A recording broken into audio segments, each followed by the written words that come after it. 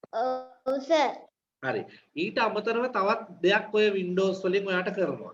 ඔයාට තේරුනේ නැති වුණාට ඔයාට දන්නේ නැති වුණාට අපි කවුරුත් ඒක හිතන්නේ නැති වුණාට Windows වලින් තවත් වැඩක් කරනවා. ඒ වැඩේ තමයි ඔයාගේ කම්පියුටර් එකත් කතා බහ කරගන්නේ ඔන්න ඔය ඉන්ටර්ෆේස් එක හරහා. එහෙම නැත්නම් අතුරු මුහුණත හරහා. ඔය ඔපරේටින් සිස්ටම් එක විසින් සපයනවා අතුරු මුහුණතක්. Windows වලින් සප්ලයි කරන ඔයාට ලබා දෙනවා අතුරු මුහුණතක්. හරිද? ඔය අතුරු මුහුණත කියලා කියන්නේ මම දැන් චුට්ටකට ඉස්සෙල්ලා ඔයාලට පෙන්නුවා. පොඩ්ඩක් ඉන්න ළමයි ලියන අය හැමෝටම බලා ගන්න අතුරු මුහුණත කියන්නේ මොකක්ද කියලා ඔන්න මම පෙන්නන්නයි යන්නේ. අතුරු මුහුණත කියලා කියන්නේ මෙන්න මේකට. මේ තියෙන්නේ ඕගොල්ලන්ගේ කම්පියුටර් එකේ තියෙනව නේද මෙහෙම එකක්. ටාස්ක් බාර් එකක් හිරුන්දි තියෙනව නේද මෙහෙම එකක්. මෙහෙම ටාස්ක් බාර් එකක්, මේ වගේ අයිකන් ටිකක්, මවුස් පොයින්ටර් එකක්. මේවා තියෙනවද නැද්ද ඔයාලගේ කම්පියුටර් එකේ? තියෙනවා සර්. ඒ ඔක්කොගෙම එකතුවට කියන්නේ මොකක් කියලාද? ඉන්ටර්ෆේස් එහෙම නැත්නම් අතුරු මුහුණත. මොකක් කියලාද කියන්නේ පුතේ? ඉන්ටර්ෆේස් නැත්නම් අතුරු. එතකොට මේ අතුරු මුහුණත ලබා දෙන්නේ කවුද අපිට?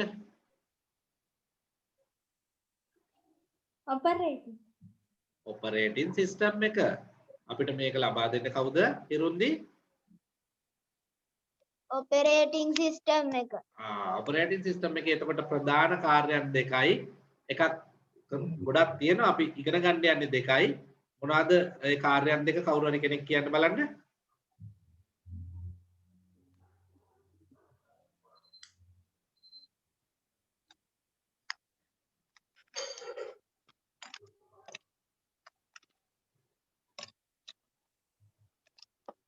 ඔපරේටින් සිස්ටම් එකේ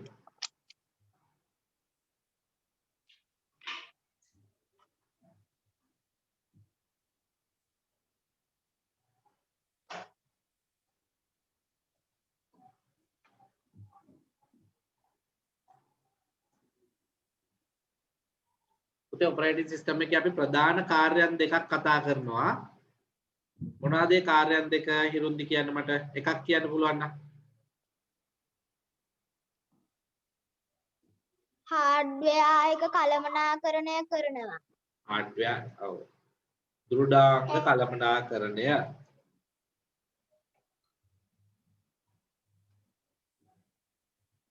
හાર્ඩ්වෙයාර් එක කියලා කියන්න එපා. manage hardware එහෙම නැත්නම් දෘඩාංග කළමනාකරණය. දෘඩාංග කළමනාකරණය. මොකද එකක් නෙමෙයිනේ ගොඩක් තියෙනවා. ඊළඟ එක කියන්න බලන්න කවුරු හරි තව කෙනෙක් රියොන්ට පුළුවන් ද කියන්න. හાર્ඩ්වෙයාර් කළමනාකරණය ඊළඟ වැඩේ මොකද්ද ඔපරේටින් සිස්ටම් එකෙන් කරන? අනේ පුතේ කියන්නකෝ කවුරු හරි කෙනෙක්.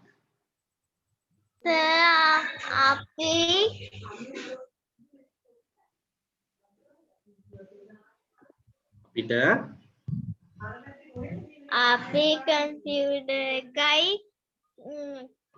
සම්බන්ධතාවය ලබා දෙනවා. එහෙම නැත්නම් අතුරු මුහුණතක් ලබා දෙනවා.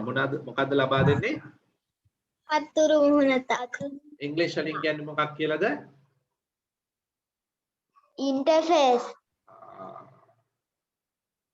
ඉන්ටර්ෆේස් එකක් ලබා දෙනවා. ඔපරේටින් සිස්ටම් එකේ ප්‍රධාන කාර්යයන් දෙක මැනේජ් තවත් ගොඩාක් තියෙනවා. නමුත් මේ දෙක අපි ඉගෙන ගන්නවා. එකක් මැනේජ් හાર્ඩ්වෙයාර්, අනික ඉන්ටර්ෆේස් එකක් ලබා දීම. මැනේජ් හાર્ඩ්වෙයාර් එක යටතේ ඔය කීබෝඩ් එක, මවුස් එක, printer ඒ වගේ දේවල් පාලනය කරන එක තමයි යාගේ ප්‍රධාන කාර්යය. ඒ කියන්නේ අපි print කරන්න කියලා කිව්වම කීබෝඩ් එකට එන්නේ නැතුව එහෙම නැත්නම් වෙන කොහෙවත් යන්නේ නැතුව ඒ command එක ඒ විධානය ගෙනිහිල්ලා printer එකට ගෙනිහිල්ලා printer එකෙන් print out එකක් කරන් දෙන්නේ operating system එක විසින්. ඒ වගේම ඔයත් කම්පියුටර් එකත් අතර සම්බන්ධතාවය පවත්වා ගන්න. එහෙම නැත්නම් ඔයා කියන commands ඔයාට පුළුවන් mouse pointer එක ගෙනිහිල්ලා folder එකක් double click කරන්න. ඒයි ඔයාට ඉන්ටර්ෆේස් එකක් සපයලා දීලා තියෙන නිසා ඔයත් කම්පියුටර් එකත් අතර sannivedanaya කිරීම සඳහා ඉන්ටර්ෆේස් එකක් එහෙම අතුරු මුහුණතක් ලබා දීමත් ප්‍රධාන කාර්යයක් තමයි කාගේද? ඔපරේටින් සිස්ටම් එකේ. හරිද? මේ නෝට් එක ලියා ගන්නකො.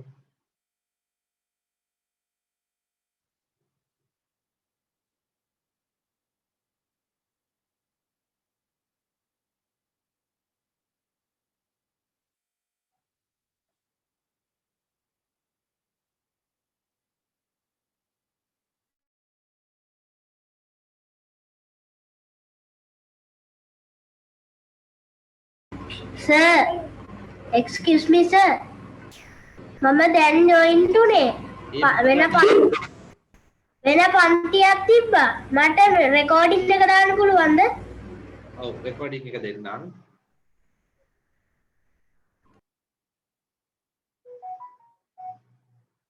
Thank you, sir. කොච්චර විතර ඉඩාරි තාම අපි පටන් අරගෙන මේ ගැන සාකච්ඡා කරා විතරයි. හරිද? දැන් මොකද ගොඩක් කට්ටිය හිටියේ නෑ පන්ති. ඒක නිසා මම ආපහු සැරයක් මේ ටික කියලා දෙනවා. ඒතකොට රෙකෝඩින් එක ඕන වෙන එකකුත් නෑ. තාම අපි ලිව්වේ නෑ මුකුත්ම. පළවෙනි පාඩම පළවෙනි පිටුව තමයි ඔයාලා ඔය ලියන්න පටන් ගන්න. ඔතන ඉඳලා ලියන්න පටන් ගන්න. ඔපරේටින් සිස්ටම් එක. නැත්නම් මෙහෙයුම් පද්ධතිය ගැනයි අපි ඉගෙන ගන්නේ. මේක ලියා ගන්නකො කට්ටියම.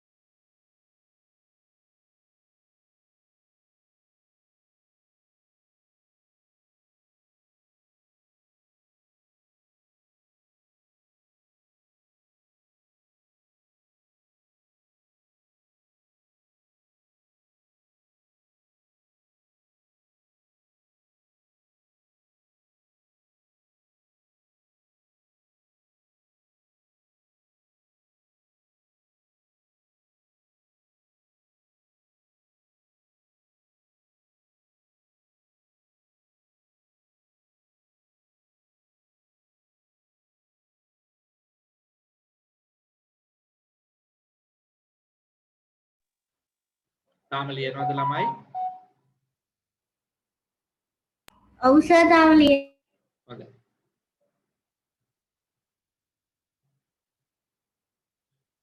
හරි මම තව විනාඩි 5ක් දෙනවා. ඔයාලා ලියන්න මම විනාඩි 5කින් ආපහු මේ සීට් එකට ඉන්නේ මම සීට් එකේ නැහැ. විනාඩි 5ක් ඔයාලා මේ දෙනවා කාලය ලියන්න.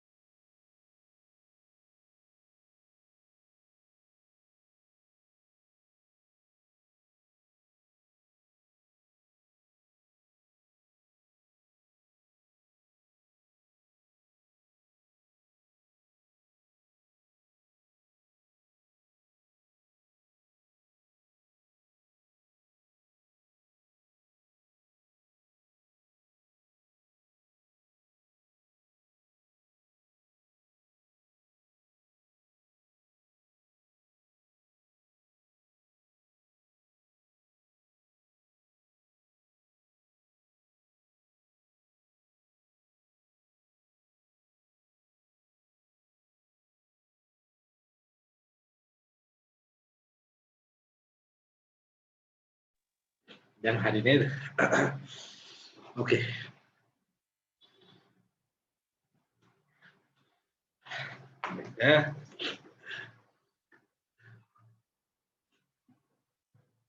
දැන් පුතේ ඔයගොල්ලන්ගේ මේ පන්තිය පටන් ගන්න වෙලාව ලබන සතියේ ඉඳලා අපි දැන් ඔයගොල්ලෝ මොකද අද කට්ටියම ආවේ 8 පහ වෙලා 8 වගේ වෙලාවක් කරන්න පුළුවන්ද? ඒ කියන්නේ ඔයගොල්ලන්ට 8ට කරොත්ද ලේසි? එහෙම නැත්නම් ඔයගොල්ලන්ට පන්ති තියනවාද ඊට ඉස්සෙල්ලා? එහෙම නැත්නම් 7ට පටන් ගත්තොත්ද ලේසි? අට ලේසි අපිට දෙවන පන්තියක් තියෙනවා මට. අනික ගොඩක් අයත් මම දැන් කතා කරලා කිව්වා ඒගොල්ලන්ට මේ වෙලාවට පන්ති තියෙනවා 8න් පස්සේ නම් පුළුවන් මොහොම කියලා. හරි අපි එහෙම කරමු එහෙම වුණත් ලබන සතියේ ඉඳලා. අපි 8 ඉඳලා 10 වෙනකම් කරොත් ඔයගොල්ලන්ට නිදිමත හැදුනොත් අපි 9:00 වෙනකොට නවත්තන්න ඉතා ඉක්මනින් පන්තිය කරමු ක්‍රෑෂ් කෝස් එකක් විදියට. බලමු මේක කොහොමද කරන්න කියලා. දැනට අපි 7:00 කියන ටයිම් එක තියාගන්නකො 8 වෙන්නේම නැතුව 7:00 කියලා තියාගන්න. ඒක මැනේජ් කරමු. හොඳයි. දැන් ආපහු සැරයක් මම ටක් ගාලා කියලා දෙනවා මේ ඔපරේටින් සිස්ටම් එක ගැන. අපි දැන් ඉගෙන ගන්න ඔපරේටින් සිස්ටම් එක ගැන. ඔපරේටින් සිස්ටම් එක කියලා කියන්නේ අපේ කම්පියුටර් එකේ තියෙන කම්පියුටර් එකේ දෘඩාංග එහෙම නැත්නම් හાર્ඩ්වෙයාර් පාලනය කිරීම සඳහා ඒ වගේම අපි පාවිච්චි කරන පුද්ගලයාටත් කම්පියුටර් එකත් එක්ක සාකච්ඡා කිරීමට එහෙම නැත්නම් sannivedanaya කිරීමට සඳහා පහසුකම් සපයන මෘදුකාංගයක්. ඔයගොල්ලෝ දන්නවා අපේ කම්පියුටර් එකේ තියෙන අපේ කම්පියුටර් එකේ තියෙන මෙහෙයුම් පද්ධතිය හෙවත් ඔපරේටින් සිස්ටම් එක තමයි Windows කියලා කියන්නේ. Windows ඔපරේටින් සිස්ටම් එක තමයි අපි හැමෝගෙම තියෙන්නේ. හැබැයි ඔය ඔපරේටින් සිස්ටම් එකට අමතරව ඕන තරම් ඔපරේටින් සිස්ටම් තියෙනවා කම්පියුටර්ස් වලට යොදා ගන්න හැකි. උදාහරණ දෙක තුනක් කාට හරි කියන්න පුළුවන්ද? අහලා තියෙන උදාහරණ.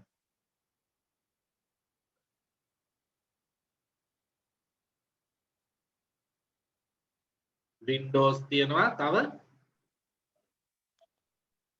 අයියනේ අපි අහලා නැද්ද Linux කියලා තියෙනවා Ubuntu කියලා තියෙනවා Antara කියලා තියෙනවා Red Hat කියලා තියෙනවා ඔය ඔක්කොම operating system තමයි අපි ඔවා මුලදී ඉගෙන ගත්ත මතක ඇති නේද මූලික පාඩම් වලදී මම ඔවා පොඩ්ඩක් ඉගෙනුවා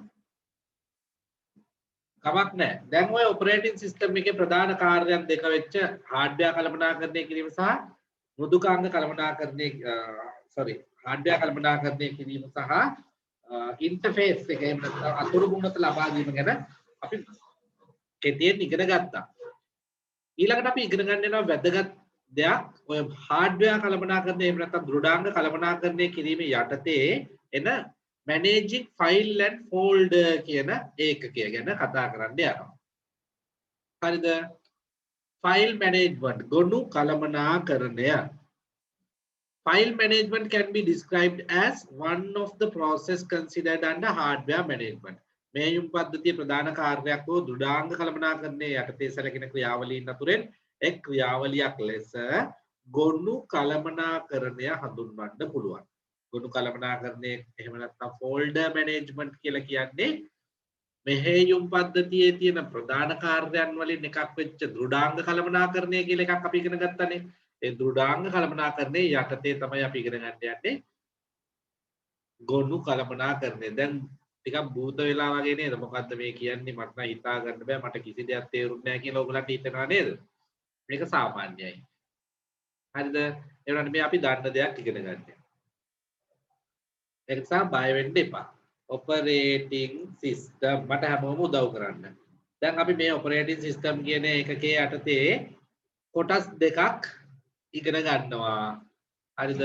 කොටස් දෙකක් සාකච්ඡා කරා operating system එකේ ක්‍රියාවන් ප්‍රධාන කාර්යයන්.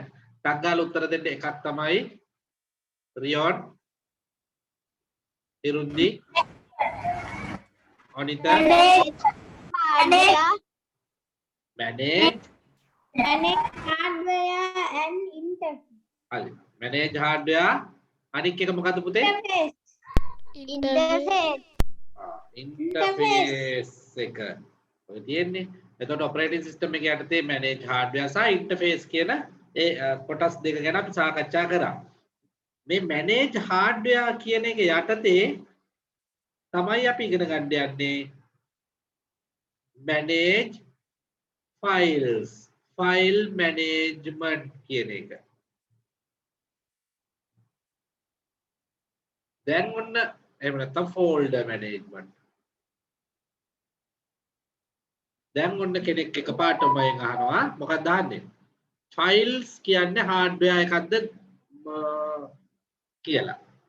file එකක් කියලා කියන්නේ hardware එකක්ද? දෙන්න බලන්න උත්තර මට. දැන් manage hardware කියන එක යටතේ file management ඉගෙන ගන්නයි යන්නේ. file management කිව්වම file නේ. අපේ file එක කියලා කියන්නේ මොනවද? paint වලින් අපි save කරන file එක. හරිනේ. නේද? word වලින් අපි හදලා save කරන file එක. ඒක දෘඩාංගයක්ද නැද්ද? අනිත මොකද හිතන්නේ? රියෝන් මොකද හිතන්නේ? ඒක දෘඩාංගයක්ද මෘදුකාංගයක්ද?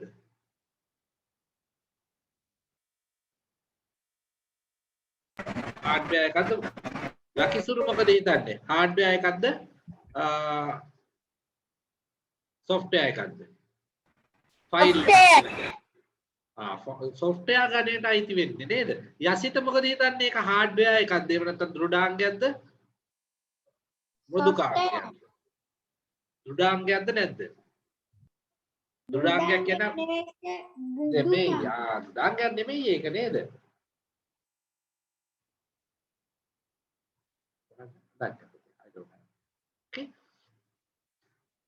එතකොට එහෙනම් කොහොමද මේ manage hardware නැත්නම් දෘඩාංග කළමනාකරණය කිරීම යටතේ file management කියන එක ගන්නෙ? කොහොමද පුතේ එහෙම වෙන්නේ? මොකද හිතන්නේ?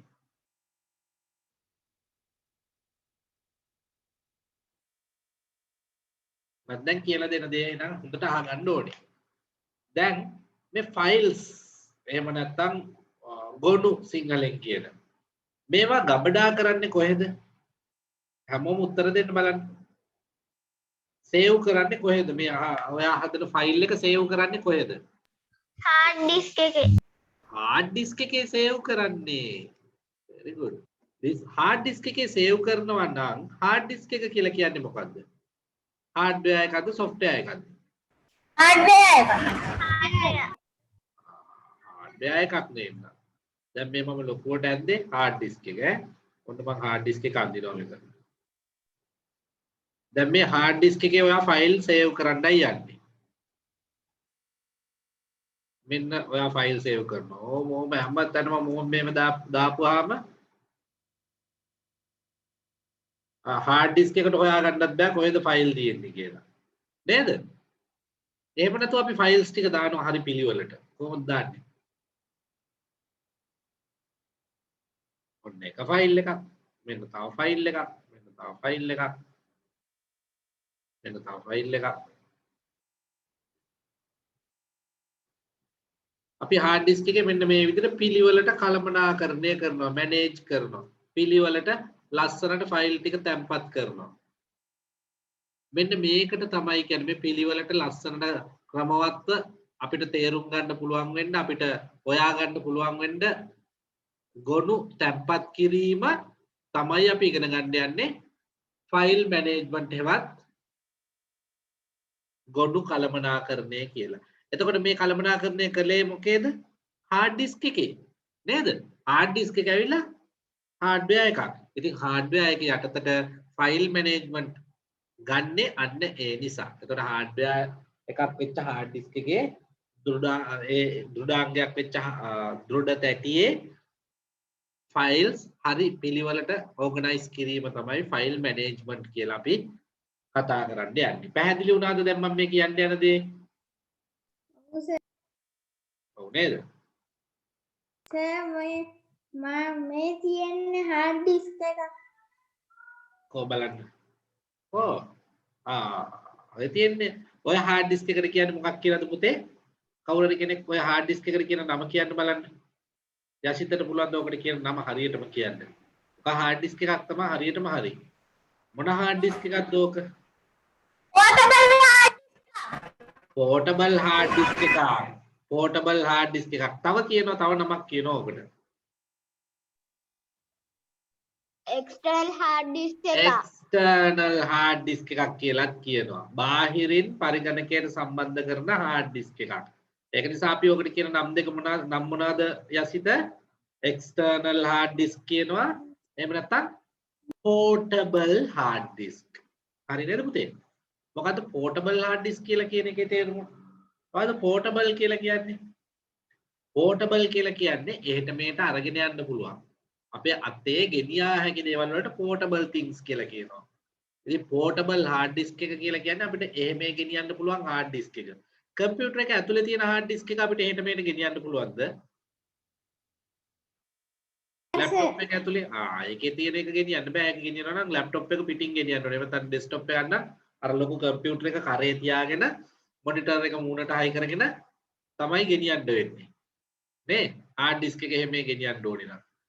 හැබැයි portable hard disk එක එහෙම ගෙනියන්න ඕනේ නෑ. ඒක අතේ අරගෙන යන්න පුළුවන් ලේසියෙන්ම. හොඳයි. ලියාගන්නකො බලන්න මේ නෝට් එක.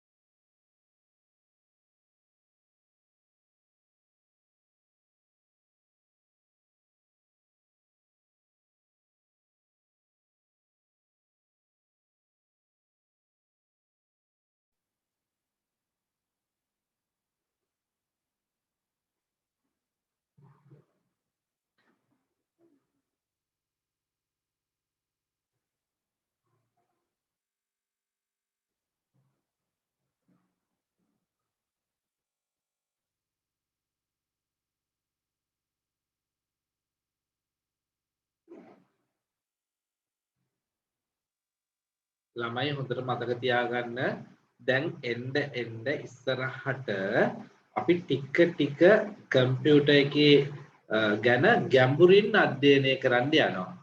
We are going to get into the deep. හරිද? දැන් අපි බැරෑරුම් දේවල් ඉගෙන ගන්න යනවා ටික ටික. පන්තිය මගහැරීම ඉතාමත් පාඩු ගෙන දෙන්නක් වෙයි. හරිද? ඔයාලා ඊට පස්සේ ඔයගොල්ලන්ට තේරෙන්නේ නැහැ කියලා කම්ප්ලේන්ට් නෙයි. මට නම් ඒ කියපු දේවල් කිසි දෙයක් තේරුන්නේ නැහැ වෙයි. එහෙම වෙන්නේ එක පන්තියක් හරි දැන් මෙතනින් එහාට මගේ අරුණොත් ඕගොල්ලන්ට ඒක තමයි වෙන්න පුළුවන් ලොකුම පාඩුව. මොකද මේක අලුත් සබ්ජෙක්ට් එකක්. ඔයගොල්ලෝ අලුතෙන් ඉගෙන ගන්න දේවල් මේකේ තියෙන්නේ. අලුත් කරුණු එක්ක ඔයගොල්ලෝ ඉගෙන ගන්නමින් ඉන්නේ. ඒවා ටික ටික බැරෑරුම් වෙනවා. එක ටික ඔයගොල්ලන්ට තේරුම් හරි ලස්සන සබ්ජෙක්ට් එකක්. හරි හොඳ විෂයක්. නමුත් මේ විෂය කරුණු වල තියෙනවා සමහර කරුණු සමහර නෙමෙයි. දැන් මෙතනින් එහාට දැන් අපි ටික ටික යන්නේ කම්පියුටර් එක ගැන ගොඩක් ලොකු දේවල් ඉගෙන ගන්නයි යන්නේ. හරිද? ඒකෙදී මම ඉතාමත් සරලව උගන්වන්නේ බය වෙන්න එපා 10 පාර 100 පාර හරි කියලා දෙදී උගන්වන්නේ. ඔයාලට හොඳට තේරුම් යනකම් මම කියලා දීලා උගන්වන්නේ. ඒක නිසා ඔයාලට ගැටලුවක් ඇති වෙන්නේ නැහැ. එකම ගැටලුවක් වෙනවා නම් වෙන්න පුළුවන් ක්ලාස් මග ඇරුණොත්. ඉදිරියේදී මම දන්නවා ඔයගොල්ලන්ට අලුත් අවුරුදු සමය එනවා. ඒකෙදී ඔයගොල්ලන්ව අල්ල ගන්න හම්බ වෙන්නේ නැහැ. ඔයගොල්ලන්ගේ නැට්ටවත් අල්ලන්න හම්බ වෙන්නේ නැහැ. නේද? මොකද යනවා ආච්චිලා ගෙදර යන්න ඕනේ, සීයලා ගෙදර යන්න ඕනේ, ඊළඟට බාප්පව බලන්න යන්න ඕනේ, නුවරඑළිය යන්න ඕනේ, රටවටේ ඔක්කොම ටික තියෙනවානේ නිවාඩු ටිකේ නේද? ඉතින් ඒක වැරද්දකුත් නෙමෙයි. අන්න ඒ පන්ති තියන්න ඕන කාලෙදි මම මේ නිවාඩුවකුත් ඔයගලන්ට දෙන්න සූදානම්ෙන් ඉන්නවා. ඒ කියන්නේ නිවාඩුවක් දෙනවා කියලා මට පන්තියක් නැතුව ඉන්න බෑ. හරිද? නිවාඩු දෙනවා තමයි. හැබැයි ඒ වෙනුවට පන්තියක් අපි කලින් කරනවා එහෙම උනොත්. හරිද? මොකද එක පන්තියක්වත් ඔයගලන්ගේ අඩු කරන්න බෑ. මොකද ඔයගලන්ගේ විෂය නිර්දේශය මම ඒ විදිහට සකස් කරලා තියෙන එක පන්තියක් අඩු වුණොත් ඒක ඔයගලන්ට පාඩුවක් වෙනවා. හරි નિયમિત කාලයේදී નિયમિત දේ මට උගන්න ගන්න බැරි වෙන නිසා. ඉතින් මේ මාසේ මට තේරුම් ගන්න පුළුවන් ඔයගලන්ට අලුත් අවුරුද්දෙන් පස්සේ සතිය අම්මලා තාත්තලාට නිවාඩු ඇති. එක්ක අලුත් අවුරුද්ද සතිය නිවාඩු ඇති. ඒ සතිය ඔයගලන්ගේ ප්ලෑන් කරගෙන ඇති. ඉතින් ඒක නිසා මම හිතනවා අලුත් අවුරුද්ද පහුවෙච්ච සෙනසුරාදා සහ ඊළඟ සඳුදා පන්තිය පවත්වන්නේ නැතුව ඒ පන්තිය ඒ වෙනුවට කලින් පැවැත්වීම සිදු කරන්න. ඉතින් දැන් එතකොට ඔයගොල්ලන්ට මම දන්නවා තව පන්ති තියෙයි, තව ප්‍රශ්න තියෙයි. කොහොම හරි කරලා පන්තියට නම් පුතේ සහභාගී වෙන්න උත්සාහ කරන්න. මොකද මෙතනින් එහාට මම උගන්වන්න යන කරුණු ඉතාමත් වැදගත් සියුම් කරුණු මගහැරුණොත් ඕගොල්ලන්ට පාඩුවක් සිදු වෙනවා. දැන් මූලික අවධියේදී මම කවදාකවත් ඕගොල්ලන්ට එහෙම එකක් කියලා නැතුව ඇති. පන්තියට අනිවාර්යෙන් එන්න ඕනේ. මේ පන්ති මගහැරුණොත් එහෙම ප්‍රශ්නයක් වෙයි කියන කතාවක් මම ඕගොල්ලන්ට කියලා නැතුව ඇති. මුල් කාලේදී. නමුත් දැන් මම කියනවා ඒක. ඒක නිසා අම්මල තාත්තලා මතකයතුව දරුවන්ව පන්තියට සහභාගී කරවන්න. අත්‍යවශ්‍ය කරුණක් නිසා ඔයගොල්ලන්ට එන්න බැරි වෙන හේතුවක් ඇත්නම් මගෙන් වීඩියෝ එක ඉල්ල ගන්න වද කරලා හරි ඉල්ල ගන්න. මම දෙන්නම් කිව්වට දෙවෙන්නේ නැහැ, දෙන්න අමාරුයි. මොකද වීඩියෝ එකක් දෙන එකේ ප්‍රශ්නයක් නැහැ. වීඩියෝ එක නිකම්ම WhatsApp එකට ඇදලා මට දාන්න පුළුවන් නම් එහෙම දාන්න බෑනේ, ලොකුයිනේ වීඩියෝ එකක්. ඉතින් ඒතකොට මේ වීඩියෝ එක මම අප්ලෝඩ් කරන්න ඕනේ. ඔක අප්ලෝඩ් කරලා ඒ කියන්නේ ඉස්සෙල්ලා වීඩියෝ එක හොයා ගන්න ඕනේ ඔයාලට ඕන. ඒ වීඩියෝ එක ඊට පස්සේ අප්ලෝඩ් කරන්න ඕනේ. අප්ලෝඩ් වෙනකම් මම බලන් ඉන්න ඕනේ. ඊට පස්සේ ඒක උනායින් පස්සේ ඒකේ link එක ඔයාලට දාන්න ඕනේ. ඉතින් ඒ සඳහා ලොකු වෙලාවක් මට ගත වෙනවා.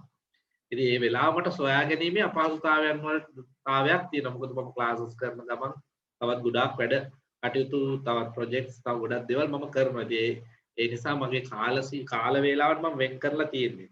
ඒ වෙලාවල් වලදී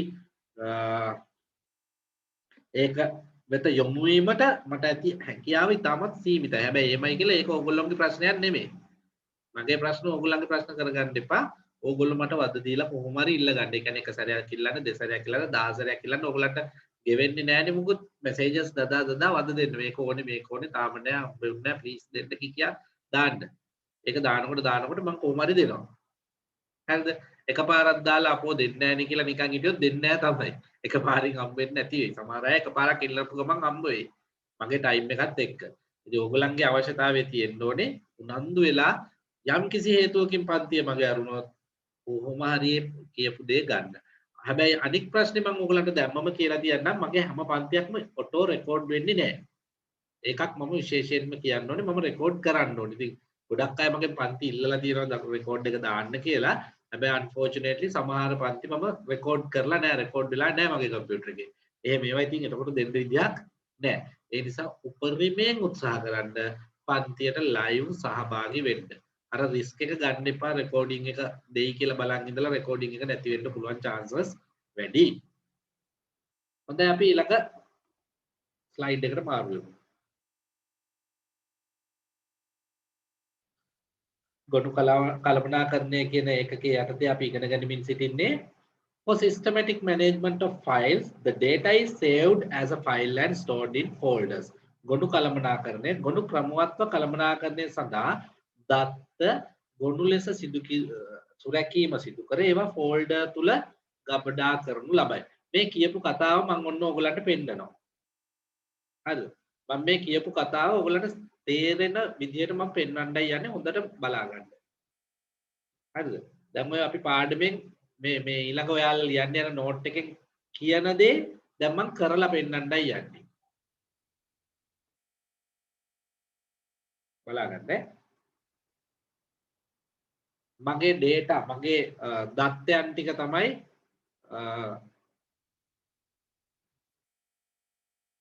මෙන්න මේක තමයි මගේ data එක. Today we are learning computer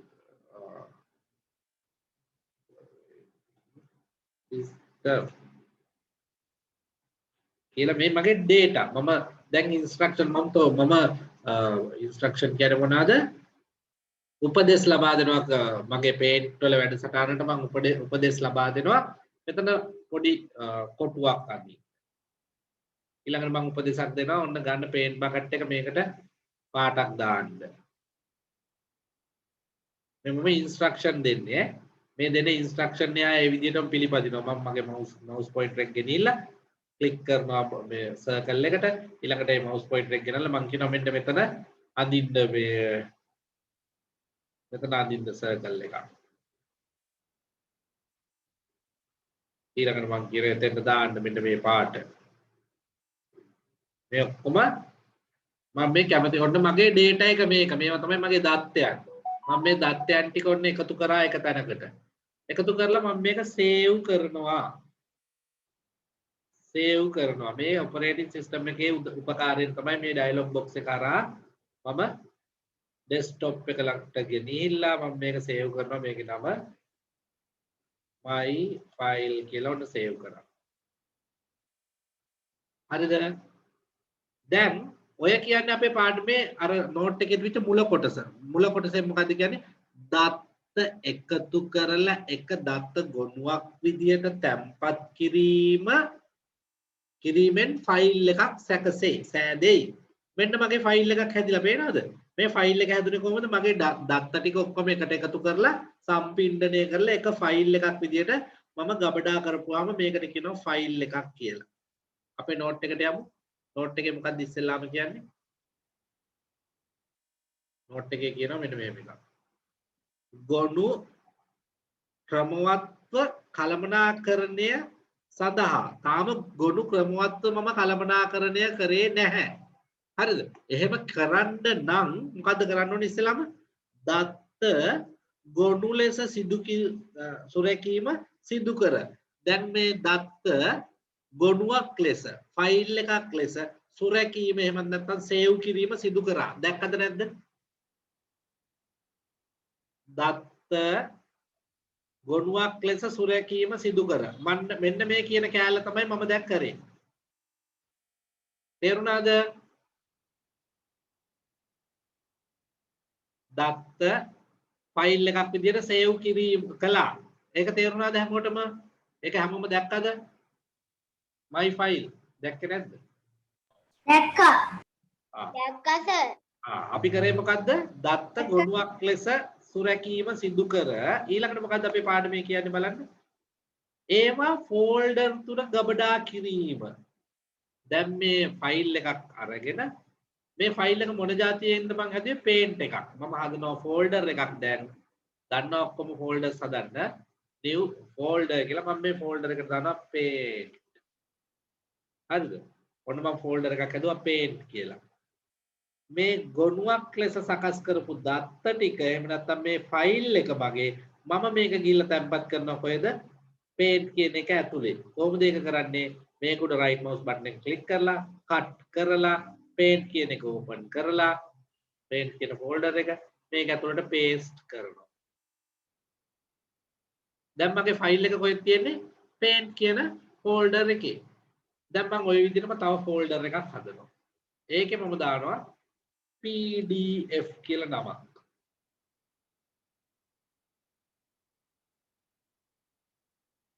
හරිද? මේ තියෙන මගේ PDF folder එක. ඔය PDF file කියලා කියන්නේ මෙන්න මේ වගේ ඒවට. මේ රතු පාට තියෙන ඒවට PDF file කියලා කියනවා. මම මේ PDF file ටික ඔක්කොම select කරලා තෝරලා ඒ ටික ඔක්කොම මම cut කරලා PDF folder එක ඇතුළට දානවා. දැන් පුතේ ඔයගොල්ලෝ දකින්න ලැබෙන්නේ අර මගේ කැත ඩෙස්ක්ටොප් එක නෙමෙයි දැන්. බලන්න ලස්සන ෆෝල්ඩර්ස් දෙකක්. නේද? දැන් මගේ අර ෆයිල් හැමතැනම හතර වටේ තියෙන්නේ නෑ. ඒවා ගිහිල්ලා මේ ෆෝල්ඩර් එක ඇතුලේ. දැන් ඔයාට මගේ අර paint වලින් ඇඳපු චිත්‍රය හොයන්න ඕනේ නම් ඔයා කෙලින්ම ඕපන් කරන්නේ මොකද්ද? මේ හැමතැනම තියෙන ඒවා ගිහිල්ලා බලනවද?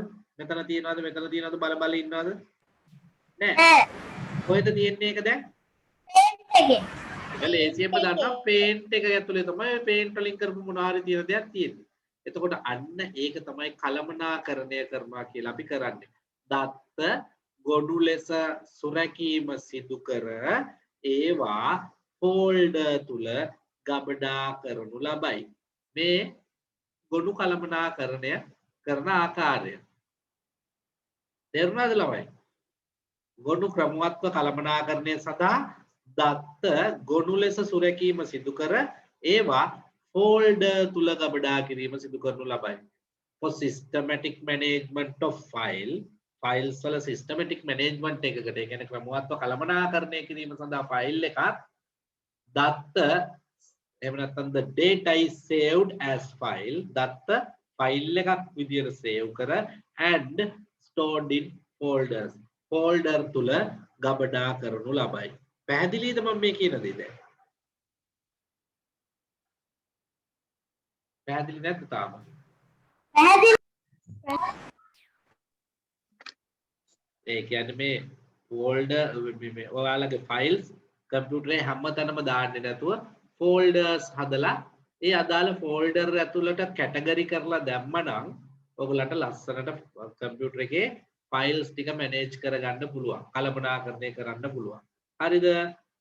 අනේ පුතේ ඉතින් ඒක ඔයා තමයි කරේ. හැබැයි කම්පියුටර් එක ඇතුළේදී කම්පියුටර් එකේ කවුරුන් විසින් ඔය වැඩේ කරන්නේ නැද්ද?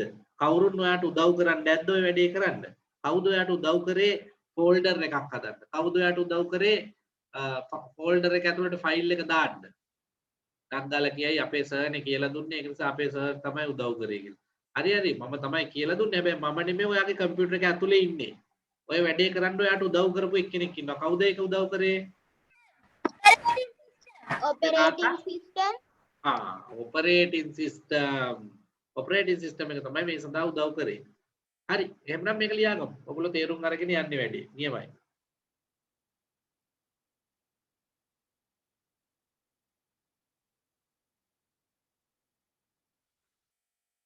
ෆයිල් මැනේජ්මන්ට් එකත් ගොනු කළමනාකරණය. ලියාගන්න.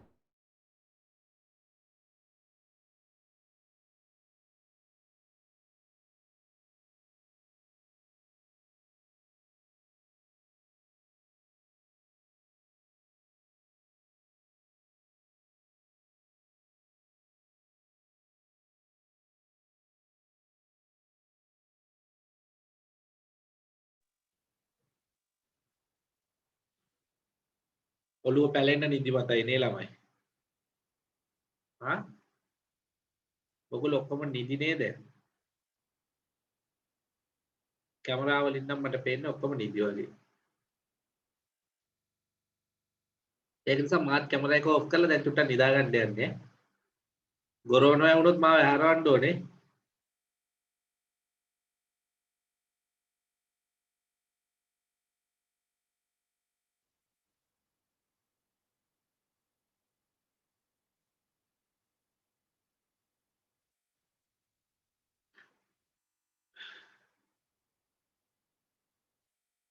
කැමරාස් ටික ඔන් කරන්නකො අප්පා. ඔයගොල්ලන්ව දැක්කෙත් නැහැ හුඟ දවසකින්.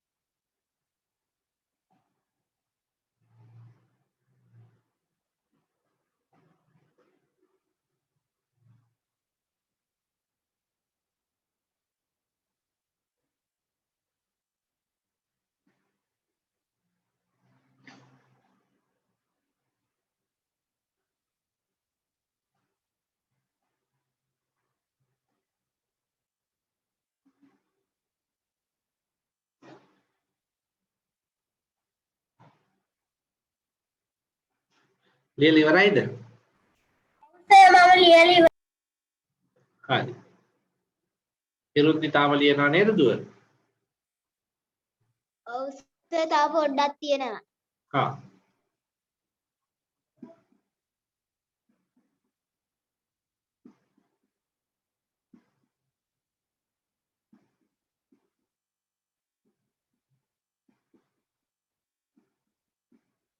යසිත ලියලා ඉවරයිද?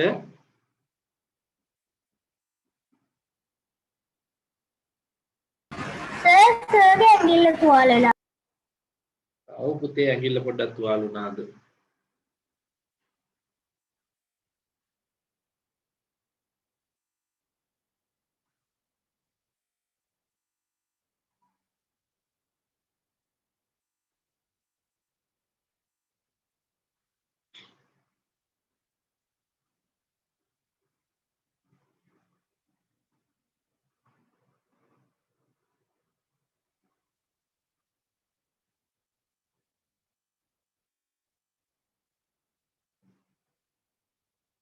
හරි නේද?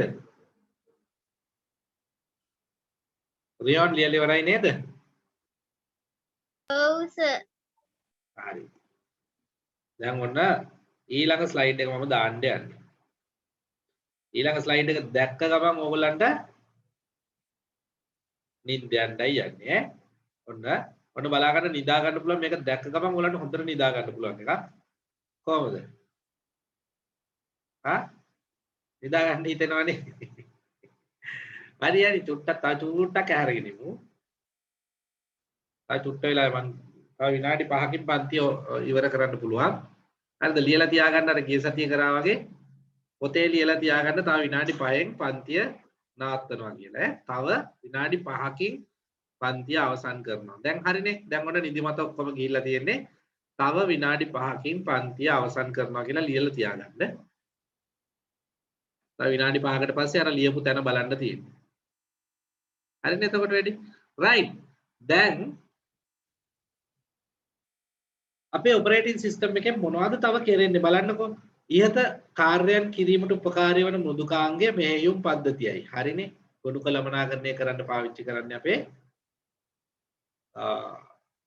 මෙහෙයුම් පද්ධතිය. ගොනු කළමනාකරණයේදී මෙහෙයුම් පද්ධතිය විසින් කරනු ලබන සමහර සේවාවන් පහත දැක්වේ. බලමු ඉංග්‍රීසි වලින් මොනවද කියන්නේ කියලා. Operating system is the software which helps to do the above task. ඉහත කාර්ය සිදු කිරීමට අපිට උදව් කරන්නේ operating system එක. ඒක දැන් අපි හැමෝම දන්නවා. Some of the services performed by operating system in file management are listed below. ඒක නියම වැඩේ. දැන් ඒකත් අපි කරලා බලන්නයි යන්නේ. ඉගෙන ගන්න ඉස්සෙල්ලාම කරලා බලමු.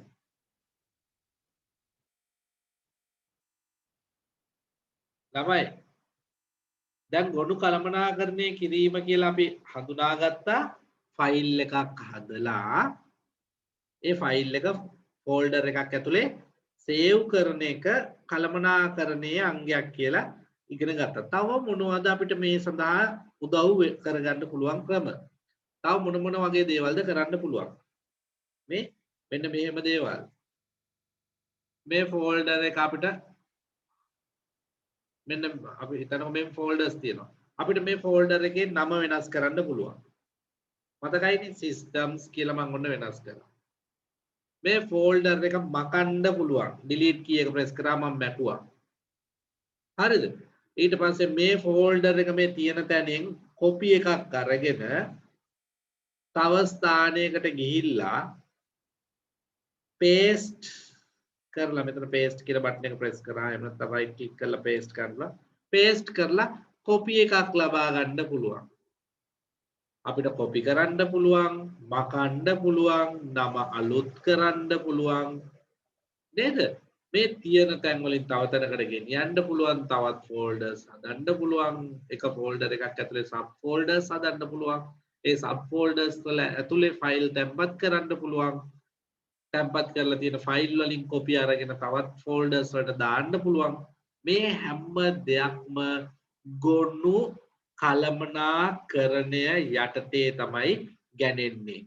We can create folders, we can copy them, we can rename them, and also we can create some subfolders. Inside those subfolders we can save some files. And also we can get copies and we can paste them elsewhere. Those all tasks what we learned, what we heard is called file management.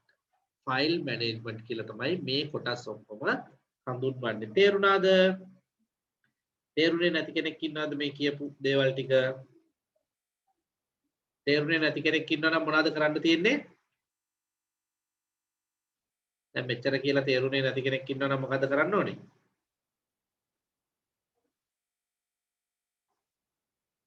නැගිටින්න ළමයි.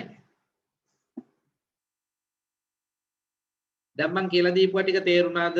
තේරුනේ නැති කෙනෙක් ඉන්නවා නම් එයාව හොයලා මොකද කරන්න ඕනේ? අටපට්ටමට කියන්න ඕනේ හොඳේ. එතකොට මොකද වෙන්නේ? අටපට්ටමෙන් ඇවිල්ලා යා වීඩියෝ කරගෙන යනවා. මොකද දුර්ලභ ගණේ කෙනෙක් හොයාගත්ත කියලා දැන් මම මෙච්චර කියලා තේරුන්නේ නැහැ කිව්වොත් එහෙම. කාටද යන්න කැමති අටපට්ටමට තේරුනේ නැති කෙනෙක් ඉන්නවද? දැන් ආ බොරුවට කිව්වේ තේරුනේ නැත්තම් එහෙම කියන්න ඕනේ. පුතේ දැන් මම මේ කියපුවා ටික තේරුණාද? තේරුනේ නැති උනට කමක් නැහැ මට කියන්න තේරුන්නේ නැහැ කියලා මම ආපහු සැරයක් කියලා දෙනවා. හැමෝටම තේරුණාද මම මේ කියලා දීපු දේ?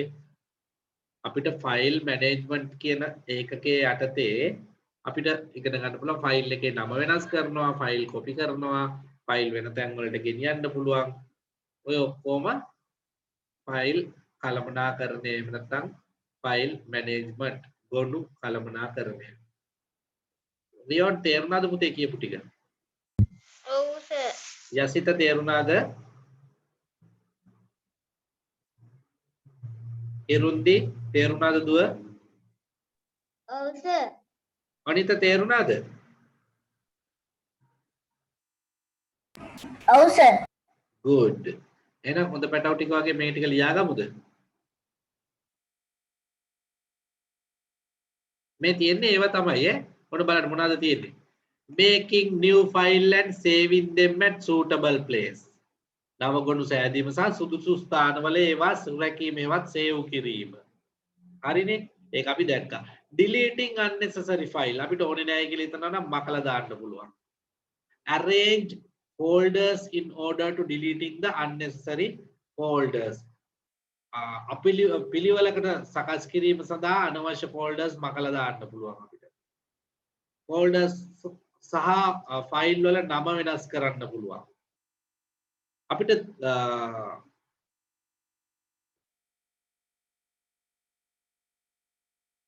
folders අපිට ගබඩා කරපු ස්ථානය වෙනස් කරන්න පුළුවන්. copy cut වලින් වෙනස් කරන්න පුළුවන්.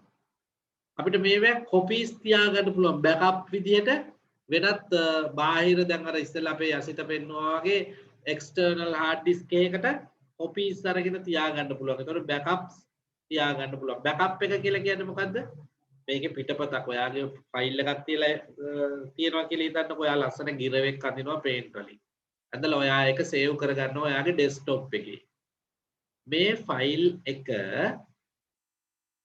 ෆයිල් එක හදිසියෙන් ඩිලීට් වෙන්න පුළුවන්, බැකෙන්න පුළුවන්, කවුරු හරි කෙනෙක් කොපි කරගන්න පුළුවන්. එහෙමත් නැත්නම් හදිසියේ තිබිච්ච දත්ත විනාශ වෙලා යන්න පුළුවන්. අපිට ඒ වගේම පරිස්සම් කරගන්න ඕනේ නම් ඔයා ලස්සනටම ඇඳපු චිත්‍රයක් ඒක. දැන් ඉතින් ඒක වැකුණොත් එම අපරාධේ. ඔයාට ඒකේ කොපි එකක් පෙන් ඩ්‍රයිව් එකකට දාලා පැත්තකින් අරන් තියන්න පුළුවන් නේ. ආන් ඒ ක්‍රියාවලියට තමයි කියන්නේ බෑකප් ගන්නවා කියලා. කොපි එකක් එහෙම නැත්නම් මේකේ පිටපතක් තවත් ස්ථානයක ඇති තවත් ආච්ඡායන උපකරණයකට ලබා ගැනීම තමයි backup කරගන්නවා කියලා කියන්නේ. Whenever you want to do a backup with a file which is very important to you, let's say you draw a parrot which is very beautiful and it is unique, that is very important for you. So now there is a risk of deleting that file. If it is there, then what you can do is you can copy that file, take a copy that file into a external storage device such as USB or external hard disk. You can copy the file into a different location and you can keep it separately from your computer system. ඒ කියන්නේ ඔයාගේ බාහිර ආචායන උපකරණයකට එහෙම නැත්නම් USB එකකට හරි hard disk එකකට හරි save කරලා external hard disk එකකට හරි save කරලා ඒක වෙනමම computer එකෙන් පිටත ඔය හරි අරන් තියාගන්න පුළුවන්. ඒකට අපි කියනවා backup ලබා ගන්නවා කියලා.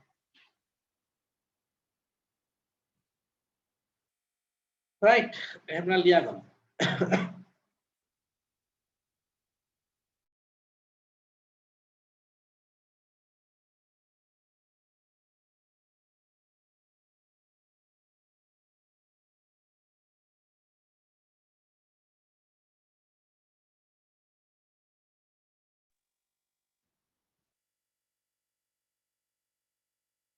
දෙව්මින කියලා ඉන්නේ කවුද? මම සර් ලක්ෂුරු. අපේ ලක්ෂුරුනේ ඉන්නේ.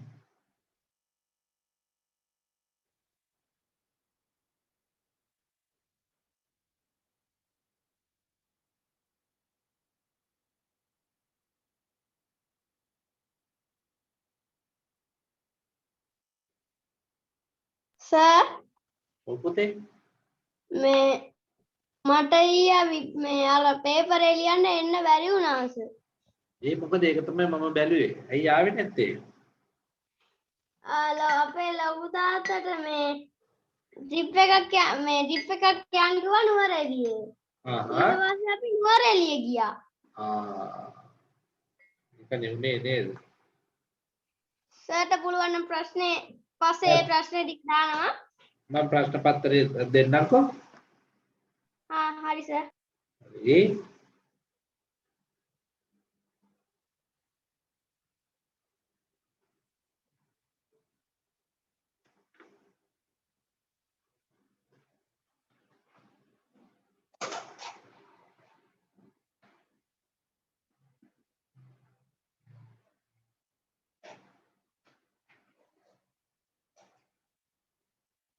udah ini lamai.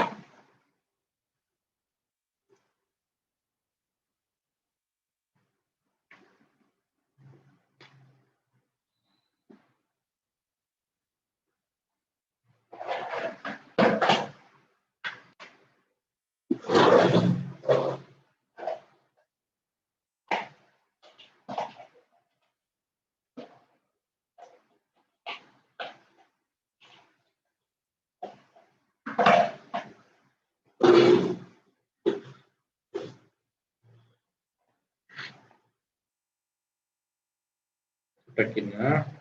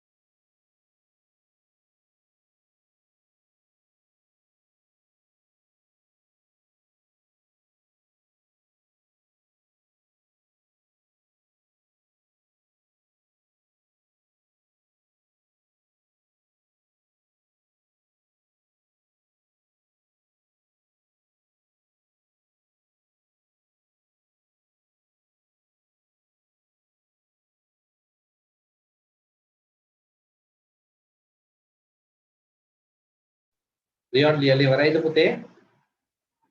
අනිතා ලියලා ඉවරයිද?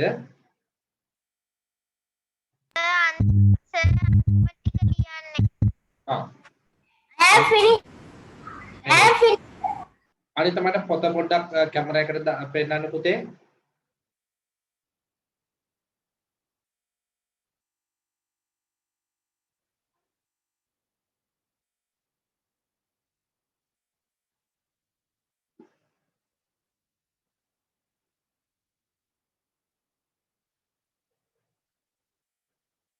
සෑමන් ලිව්වා.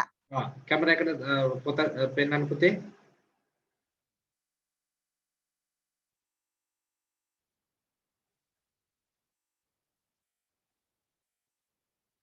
චූට්ටක් පස්සට ගන්න.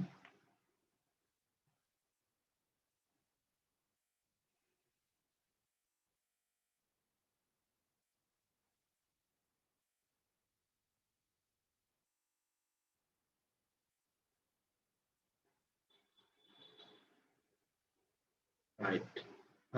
හරි රියොන්. good. අනිතා ලං කරන්න කැමරා එකට. පොඩ්ඩක් පස්සට ගන්න පුතේ.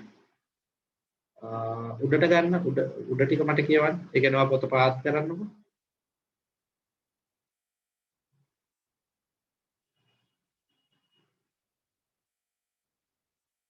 අනිත් පැත්තේ පිටුව.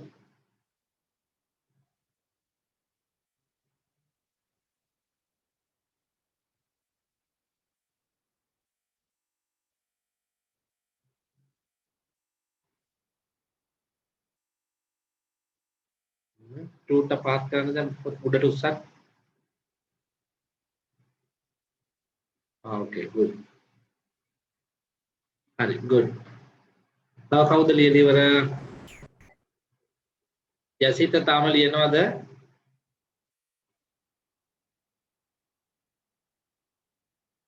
යසිත තාම ලියනවද පුතේ?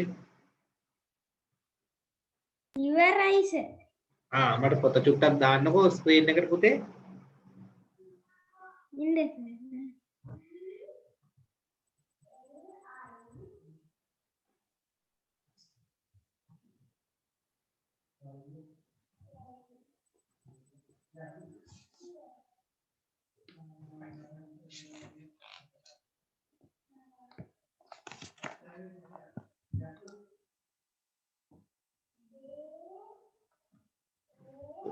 පොත පොඩ්ඩක් උඩට උස්සන්නකෝ බලන්න. උඩට උස්සන්න.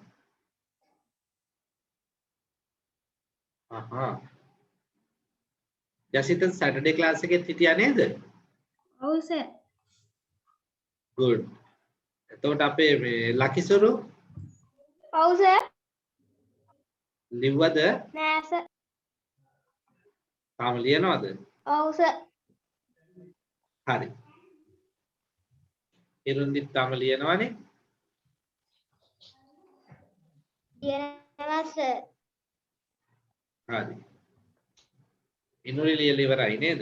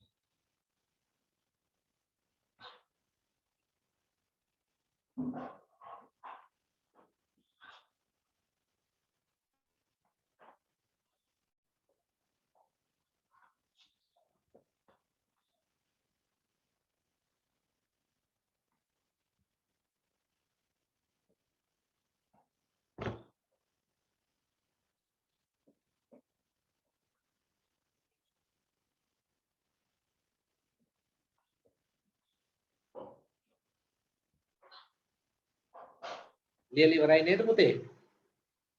හිරුන්දි කැමරා එකට චුට්ටක් පොත දාන්න. පොත පෙන්වන්න කැමරා එකට.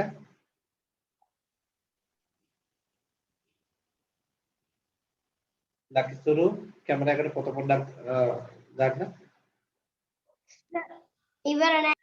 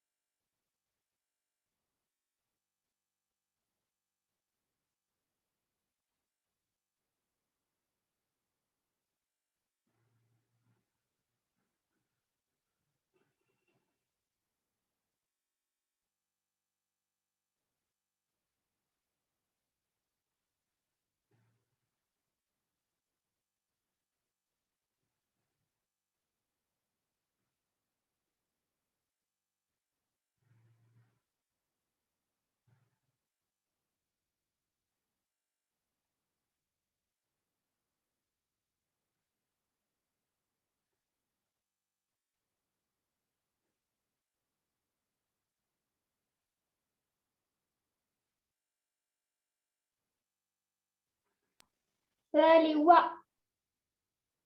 right.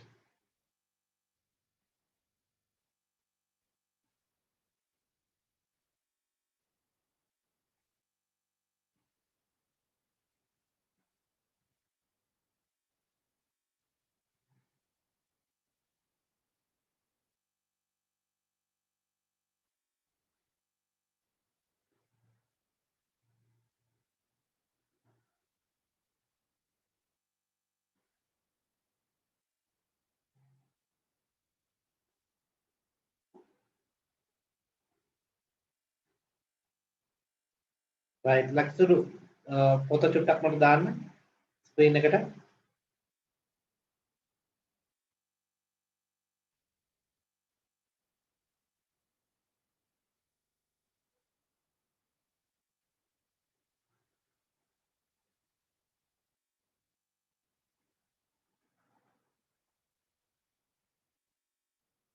ලං කරන්න පුතේ කැමරා එකට.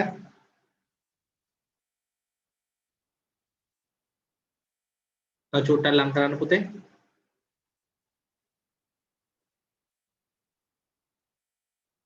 right, good. Okay. right. දැන් අපි ලියා ගන්න යනවා file and folders ගොනු සහ ගොනු බහලුම්. මොනවද මේ ෆයිල් එකක් කියන්නේ? මොනවද ගොනු බහලුමක් කියලා කියන්නේ කියලා පොඩ්ඩක් ඉගෙන ගන්න යන්නේ. There are different types of files. For an example, a file with text, a file with image, a file with voice, a file with video. අපිට තවත් ගොඩාක් ආකාරයේ ෆයිල් තියෙනවා. ඒ කියන්නේ කම්පියුටර් එකේ දත්ත ගබඩා කරන්න අපි ෆයිල් එකක් විදියටනේ. කම්පියුටර් එකේ දත්ත ගබඩා කරන විදි එක එක ආකාරයෙන් තියෙනවා. උදාහරණයක් පෙන්නන්නද? ඔයාට පුළුවන් ඔයාගේ voice එක හඬ කම්පියුටර් එකේ ගබඩා කරන්න. ඔයාට පුළුවන් ඔයාගේ වීඩියෝ එකක්, ඒ කියන්නේ වීඩියෝ ක්ලිප් එකක් කම්පියුටර් එකේ ගබඩා කරන්න. ඒකට වීඩියෝ ෆයිල්ස් තියෙන්න පුළුවන්. voice files තියෙන්න පුළුවන්. ඒ වගේම ඔයාගේ ෆොටෝ එකක් කම්පියුටර් එකේ දාන්න පුළුවන්. එතකොට ඒක image file එකක් විදිහට තියෙන්න පුළුවන්. ඔයා චිත්‍රයක් අඳිනවා. නේද? ඔයා චිත්‍රයක් ඇඳලා save කරනවා. image file එකක් විදිහට save කරන්න පුළුවන්. document එක text එහෙම නැත්නම් අකුරු ටිකක් විතර type කරලා අකුරු තියෙන file එකක් විදිහට save කරන්න පුළුවන්. ඔය ආකාරයේ files ගණනාවක් file ක්‍රම file විධිවිධාන විවිධ ක්‍රම ගොඩක් භාවිතයෙන් පරිගණකයේ අපිට ෆයිල් නිර්මාණය කරන්න පුළුවන්. දැනට අපි ලේසියෙන්ම දන්නවා paint වලට ගිහිල්ලා නම් ෆයිල් එකක් හදාගන්න. තව ඉස්සරහට යනකොට අපි ඉගෙන ගන්නවා word වලින් ෆයිල් එකක් හදාගන්න පුළුවන් වෙන්නේ කොහොමද? එතකොට PowerPoint use කරලා ෆයිල් එකක් හදන්නේ කොහොමද? Excel වලින් කරන්නේ කොහොමද? Access වලින් use කරලා කරන්නේ කොහොමද? ඔය ආකාරයෙන් අපි ගොඩාක් දේවල් ඉගෙන ගන්න යනවා. වීඩියෝ එඩිටින් ප්‍රෝග්‍රෑම් එකක් පාවිච්චි කරලා අපි ගත්තු වීඩියෝ එකක් එඩිට් කරන්නේ කොහොමද? ඔය වගේ කාරණා ගොඩාක් අපි ඉගෙන ගන්න යනවා ඉදිරියේදී. හරි. මේ විවිධාකාරයේ ෆයිල් වල විවිධ අයිකන් අපිට දකින්න ලැබෙනවා. මේ විවිධාකාරයේ ෆයිල්ස් වල ලිස්ට් එකක් පහතින් දක්වන්නේ. ඔයාලා ඒ ටිකත් ලියා ගන්නකො.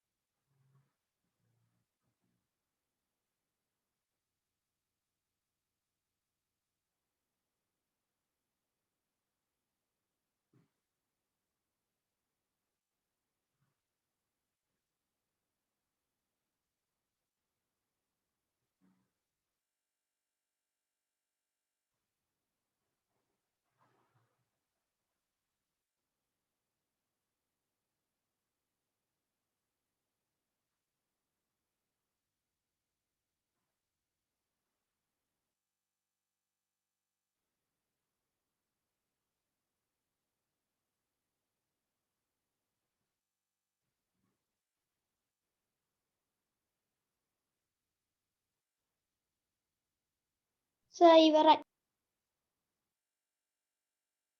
ඒ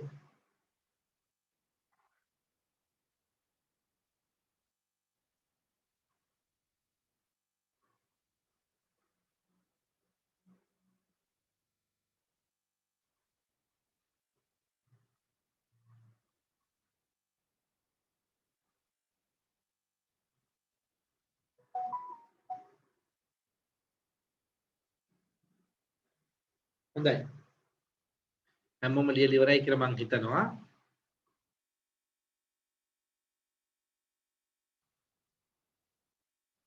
හරි. දැන් අද කියලා දීපුවා ටික ඔක්කොටම තේරුණා නේද පැහැදිලිවම? ඔව් සර්. ඔව් සර්.